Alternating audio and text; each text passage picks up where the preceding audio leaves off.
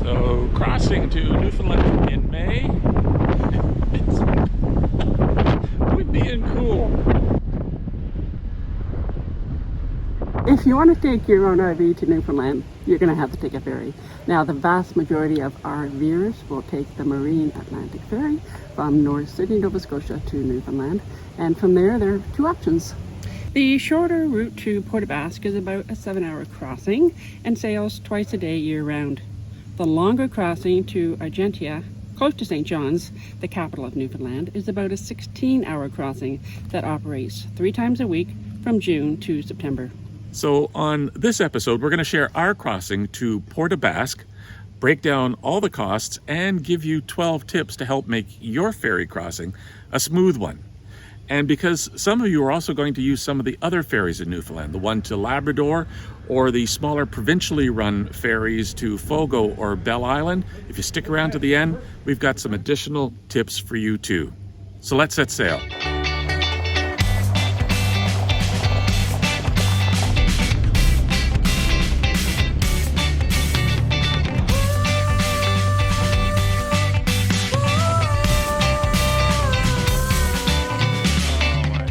We are Terry and Cindy O'Keefe. We've been camping together for more than 40 years, and we invite you to join us on a 14-episode adventure as we explore Newfoundland and Labrador.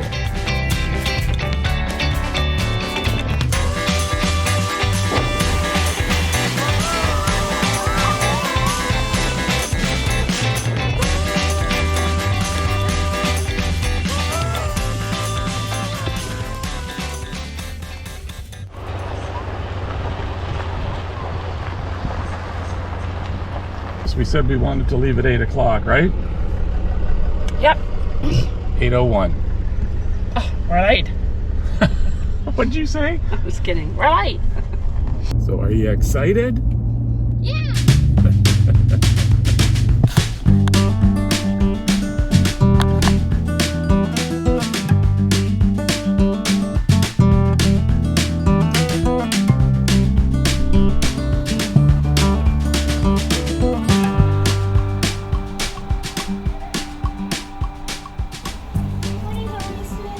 We're great. How about you?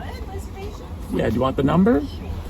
When you check in, a staff member will measure the length of your rig to ensure it's not longer than what you booked. 43 feet, Ferry. Thank you, dear. I see you have an animal. Yes, There's that's Ranger. Yes. Oh, look at Joel. Oh, no. Doesn't bark or anything when people are near. No, he's so well behaved.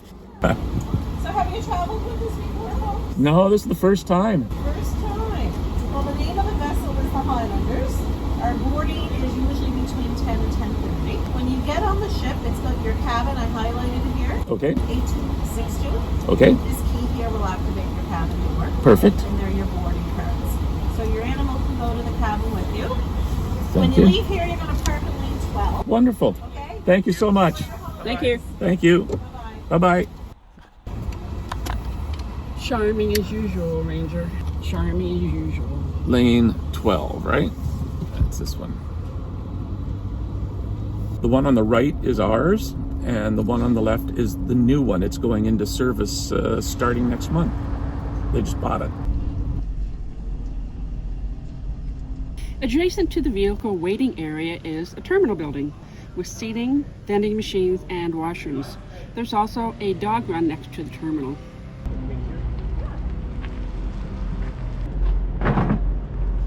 And if you haven't already turned off your RV's propane tanks, this is the time to do it.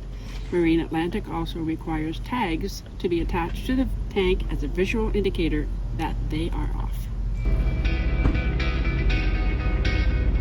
You can feel the excitement building amongst everyone waiting. And when it's time to load, your boarding cards are going to get scanned, and staff will tell you who to follow.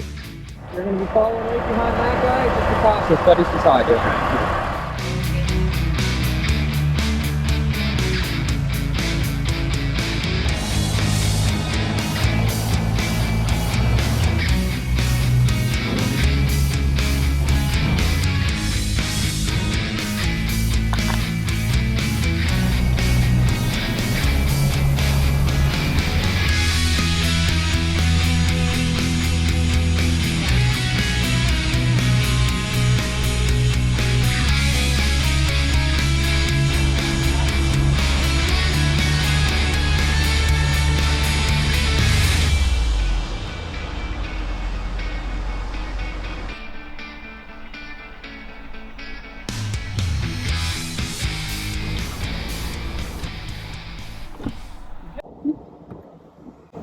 Good.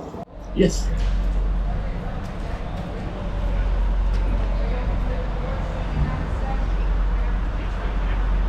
Where are we going, Ranger? Thank you. Oh, now we gotta find our cabin. Oh my goodness gracious. What number you got? 8262. Now right down that hallway here? Thank you. Let's go find our cabin. Right here.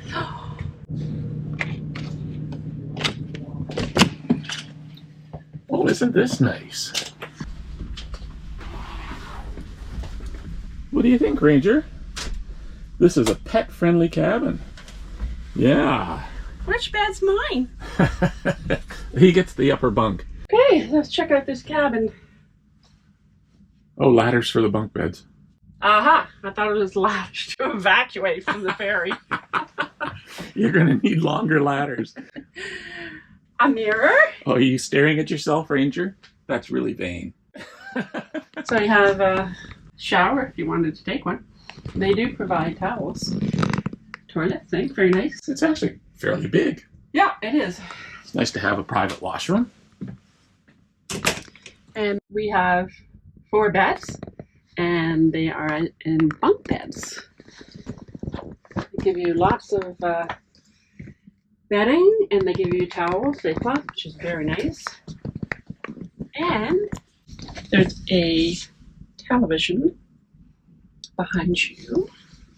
Oh, there is too. I never even noticed it up there. And surprise, surprise, we have a window. We didn't think we would. Someone had mentioned that the pet-friendly cabins were on the interior. So this is lovely. I want you to know something. There's lots of other dogs that are still down in their cars. They're going to be there for about 8 hours. And there's other dogs that are in a kennel. But you got your own cabin because you're spoiled rotten. Spoiled by your mother.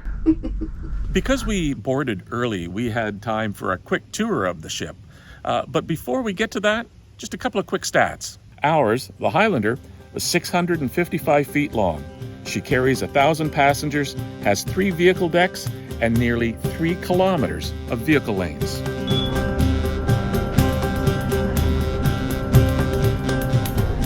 You'll find a bistro with sandwiches, soups, and pizza on deck 7, along with plentiful seating that is first come, first served. Also on deck 7 is the guest services desk, a bar and lounge, and the bar wasn't open on our morning crossing, a gift shop, and a restaurant that opens once the ship sets sail. There is additional seating on deck 8.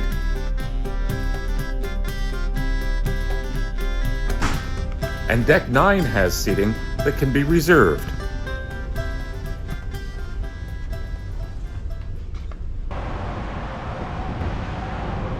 And if you're wondering what the onboard facilities are like for your 4-legged friends, yeah, so there's an area from the go indoors.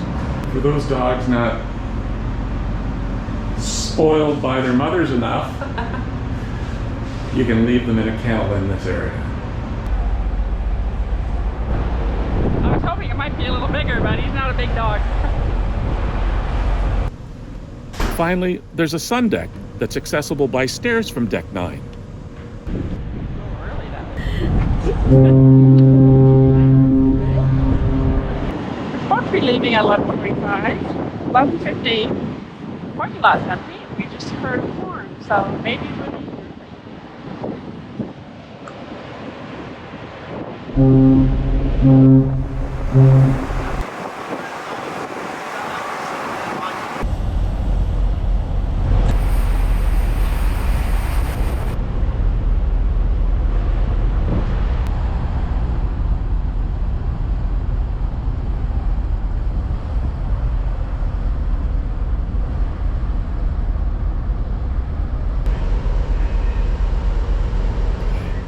About 15 minutes after departing, we met the smallest ship in the Marine Atlantic Fleet.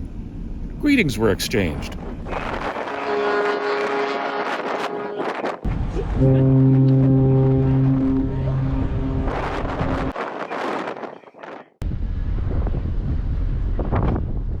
As you saw earlier, the sun deck was a wee bit windy for hanging around, so we tried the food in the restaurant. The chicken sandwiches were reasonably priced and very tasty.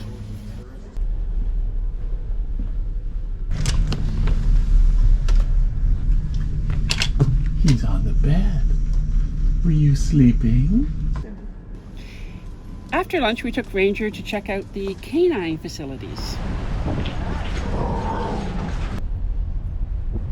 6 square feet of AstroTurf and a Nice plastic hydrant. You're not buying it, Ranger? The crossing wasn't rough, and the gentle motion made for good napping conditions. 7 hours later, the engine slowed, and Porto Basque, Newfoundland, came into view.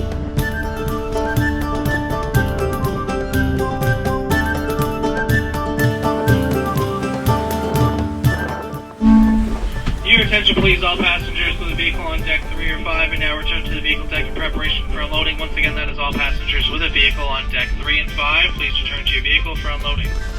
Walk-on passengers That's us. are asked to wait on deck number 7 for a further announcement. Okay, this way. This way. And this way. There's Cindy, she's up there. Okay, come on. We're coming this way.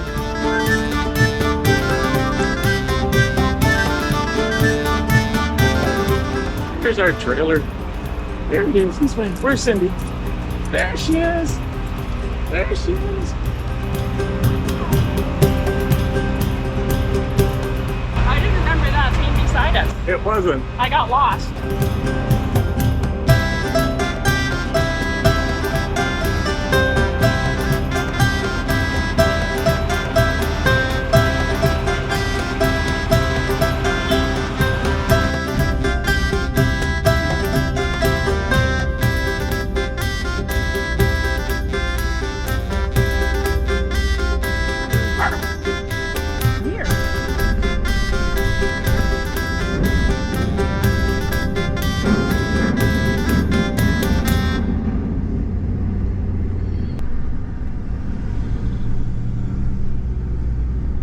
So taking the ferry was a blast, It was a lot of fun.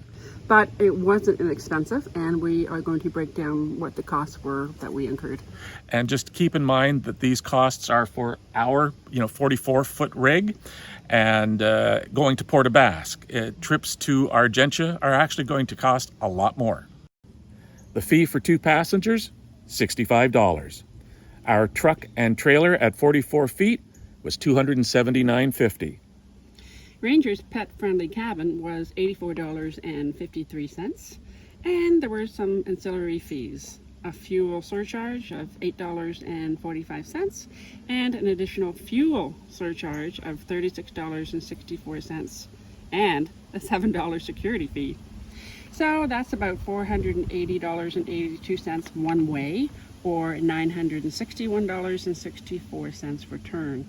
For our American viewers, that's about $710 USD.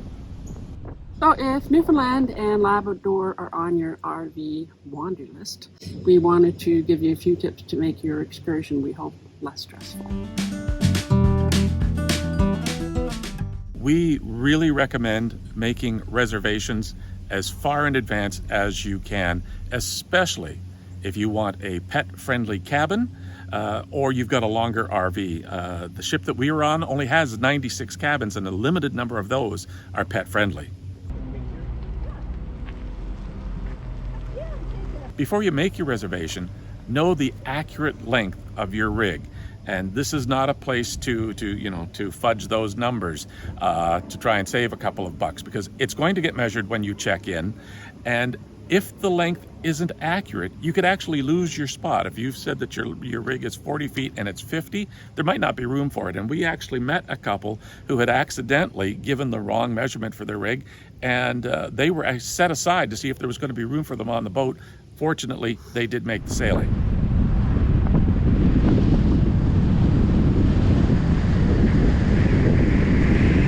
Coming to Nova Scotia from away, consider adding 1 or 2 days into your trip in case you do encounter any travel problems. Yeah, having that buffer is going to give some peace of mind if you happen to have a breakdown or something, not worrying that you're going to miss your ferry. We actually thought we were going to have to change our travel date. And when we looked to see, could we go 2 days later, 3 days later, there was nothing. There was nothing for 2 weeks. So you don't want to miss that sailing date. So you'll need to arrive at the terminal 2 hours minimum early and be prepared for any potential issues that could slow you down. Could be flat tires, it could be construction. Just build that extra time into your traveling. Even the fog slowed us down. Yeah, we had a ferry to catch in Labrador, and we were glad that we had given ourselves an extra hour to get there because our drive was a lot slower than we expected.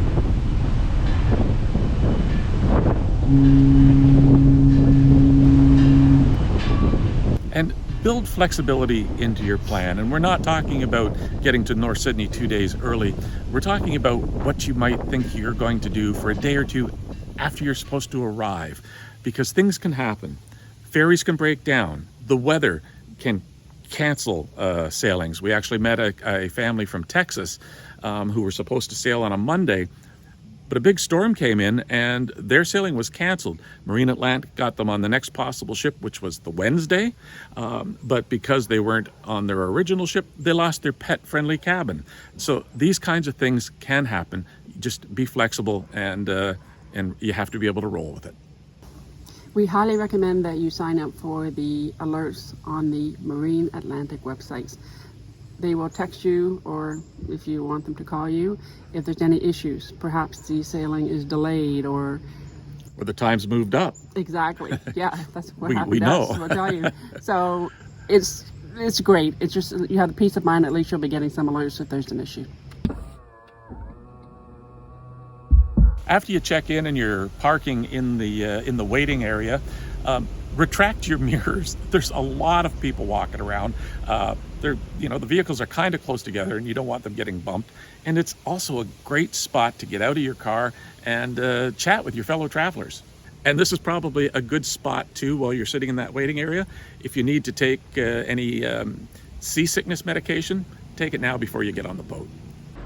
You're going to want to pack a backpack with any important medications, warm clothes because it is cool on deck, and any food or drinks if you don't want to use the restaurant cafe. And of course, bowls and dishes for your pet.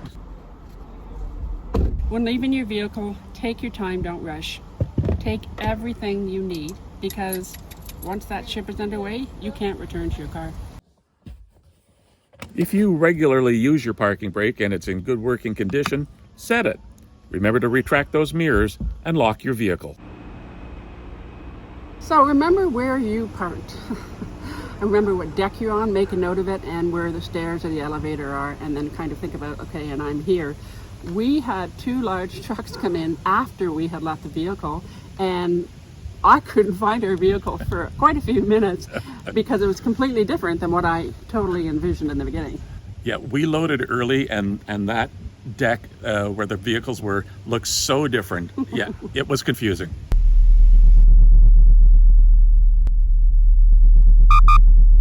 And because of the vibrations in the ship, expect your dash cam to record a lot of parking incidents. Ours had over 50.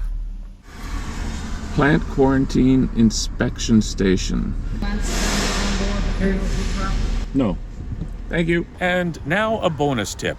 When you're returning from Newfoundland at the ferry terminal, you're going to have a quick agricultural inspection because there are a couple of fungi and little bugs that Newfoundland has that the rest of North America doesn't have. You're not allowed to bring back plants or dirt or root vegetables like potatoes, carrots, parsnips that you might have gotten in Newfoundland.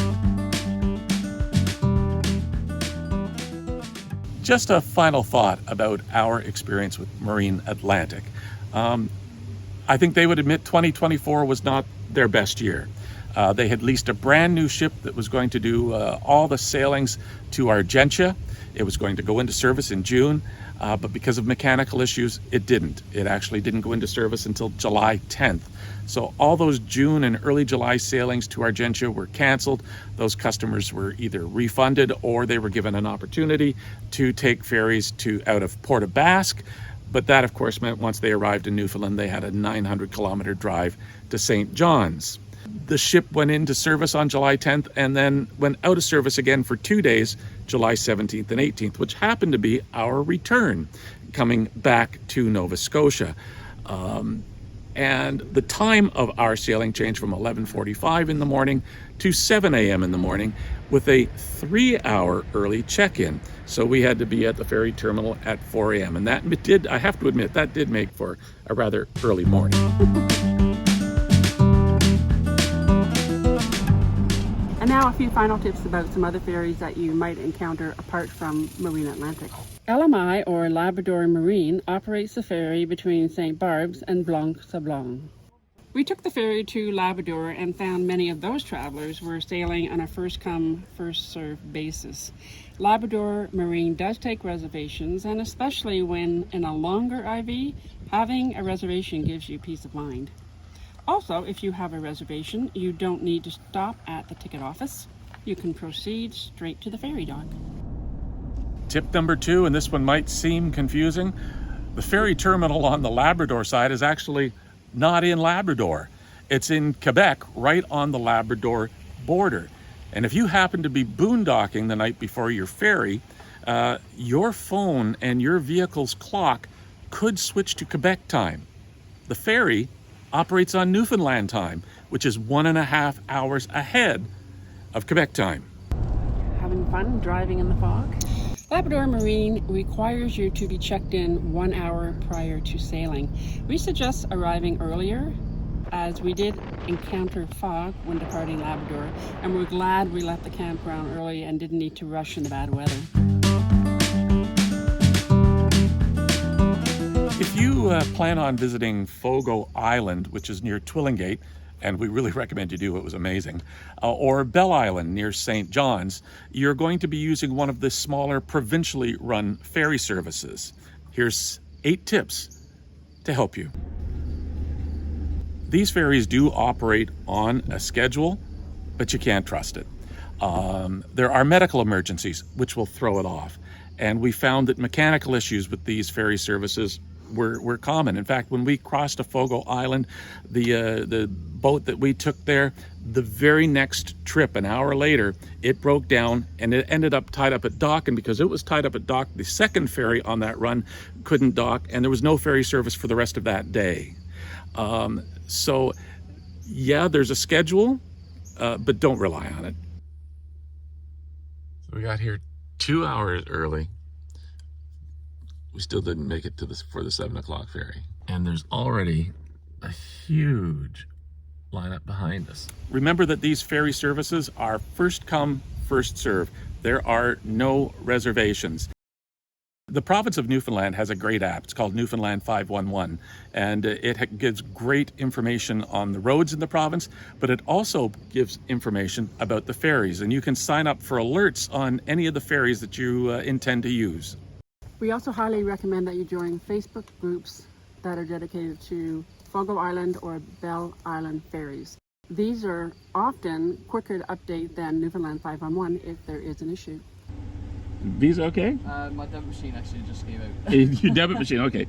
Gave out. We can do it this way, that's fine. You want to have cash.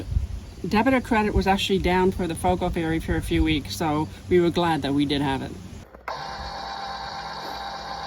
Tip 6, retract your trailer tongue jack fully. These ramps can be steeper than on the big ferries and you don't want to get your jack bent. It's ferry ride number 6 for Ranger. He's an old pro. Dogs can stay in your vehicle or they can join you on deck, but not inside the lounge areas. Oh, and people cannot stay in vehicles even for the short 20-minute crossing to Bell Island. And finally, the Fogo ferry stops at the Change Islands. And while not many RVers make that side trip, if you are considering it, keep in mind the crew may load the Change Island bound vehicles last and have them back off the ferry on arrival at Change Island. Don't let anything that we've just said scare you off using the ferry services. When you live on an island or a smaller island off an island, you're going to have to use a ferry. And, you know, they're complicated machines and they can break down. And of course you have the weather to consider. Sometimes that throws a monkey wrench into your plans. Don't have a strict timeline, be flexible. And I will say that of all our ferry trips, and we took 8, they were awesome, and we wouldn't hesitate to do it again. If you found this information helpful, please hit those like and subscribe buttons. It does help us to grow the channel.